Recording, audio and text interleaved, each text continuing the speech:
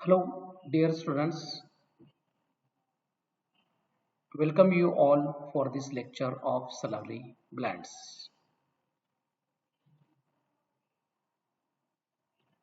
Now, salivary gland, it is a one type of digestive gland. Now, it secretes the saliva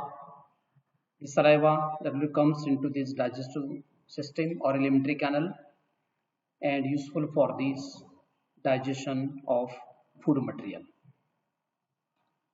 Now, various type of glands they are associated with digestive system like salivary gland, pancreas, liver. Their secretion is comes into the alimentary canal. Now, first, what is about the salivary glands? Salivary gland is a type of digestive gland. It secretes saliva. Now, this saliva released into this mouth cavity. There are three types of these salivary glands which secrete the fluid that is called as the salivary fluid. Now, the salivary glands, which include number of the glandular structures which secrete a liquid called as the saliva.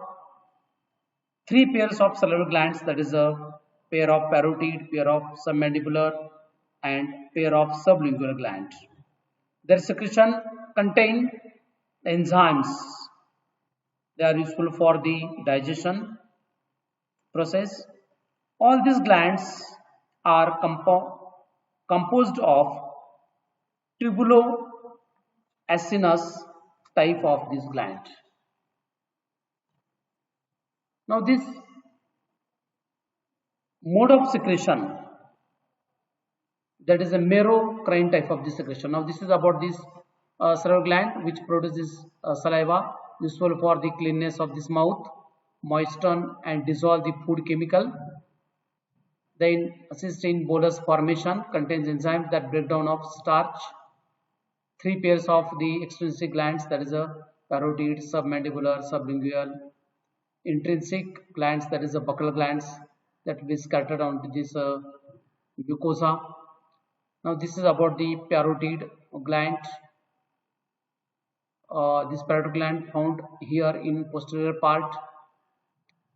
Then this is about the submandibular gland, and this is a sublingual gland.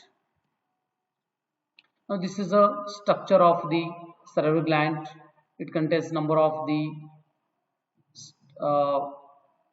that is acinus, and some acinus related to the serous cells, some related to these mucous cells, and some related to this mix, the serous as well as the mucus. Now these salivary glands are the exocrine glands that produce the saliva that will passes into the mouth cavity through the ducts. Now this average person produces 0.5 to 1.5 liters of the saliva every day. These all glands composed of this tubuloacinous or alveolar type. Mode of secretion is a merocrine. Salivary glands can be classified by the types of cells present in them, such as mucus, serous, or mixed type of the glands. Now first, what is about the parotid gland? It is the largest gland of salivary gland and entirely it is a serous type. It secretes watery fluid, that is a serous. Each gland is surrounded by thick connective tissue capsule from which septa enter the gland to form the lobes as well as lobules. These lobules are called as the alveoli. Fine connective tissue fibers also envelop each alveolus. Each gland is located near the earlobe, and its secretion carried by main excretory duct. That duct is called as Stenson's duct. In oral cavity, Stenson's duct. Actually, that will be opens into the second upper molar tooth. The duct is lined with pseudostratified columnar epithelium. The main duct divides into the interlobular ducts, which also divides to smaller ducts, and then from the interlobular ducts, branches are given off and which penetrate the lobules. Most of these large intralobular ducts are of striated variety of these ducts, that is the salivary or secretory ducts. They are lined by a single layer of columnar cells in which nucleus is a spherical structure and they are centrally located. The cytoplasm is finely granular and acidophilic. In basal portion of the cell, it represents characteristic of striated appearance. The intercalated ducts connecting the salivary duct and terminal alveoli, they are smaller diameter, lined by cuboidal epithelium. Fat cells are also present in a connective tissues of the parotid gland, and they tend to increase in number with age. The serous cells form the alveoli, which are roughly pyramidal in shape and rest upon the basement membrane, and they are surrounded by a narrow lumen. The cell boundaries are not distinct. The appearance of the cells varies as per their phase of activity. At resting phase, the cells contain number of small, highly refractile droplets at distal portion of the cell. The cells become slightly swollen and lumen of alveolus decrease in diameter. During active secretion, the droplet occupy apical portion of the cell. These droplets are called as the zymogen granules, and serous cells shows fine intracellular and intracellular secretory canaliculi. These cells secrete watery fluid containing enzymes, salivary amylase, salts, and this maltase enzyme. Major one is a salivary amylase, that is called as a ptyalin, and second, small amount of the maltase enzyme. There is a cells basophilic or chromophilic cells with endoplasmic reticulum at basal part of the cells. This gives striated appearance due to this parallel arrangement of mitochondria and ER.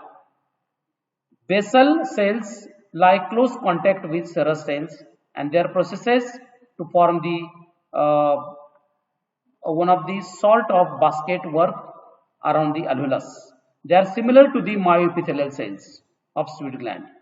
By their contractile action, they assist the discharge of secretion product into the excretory ducts. Now, what are the distinguishing features of the parotid gland? First, it composed of serous cells, hence it secretes the watery fluid.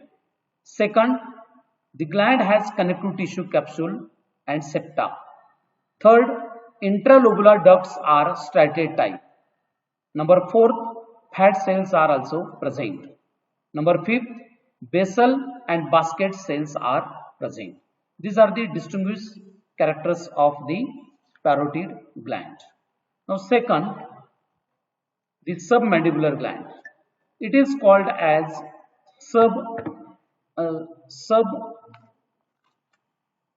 submaxillary gland. Now here it is a submandibular gland actually, not submaxillary gland. It is a submandibular gland.